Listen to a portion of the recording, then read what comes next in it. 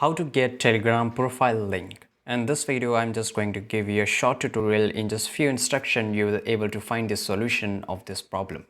Right, so first of all, you have to be into the Telegram, and once you are here, on the top left side corner, you will see the three lines, which is the menu bar.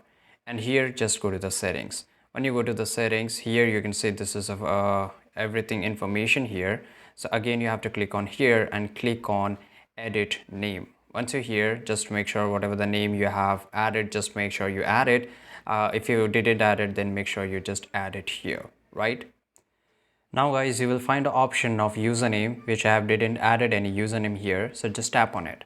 So if you want to change your Telegram profile link, you have to add a username to it. So for example, you can just you can just add your username here, right? So make sure that username is available, and after that just add your username, and once it show here green, then just make sure you click on this tick icon, and once you do that, your username will be this. I mean, your profile link will be this, right? So it will say here t.me slash whatever username it will become your profile link.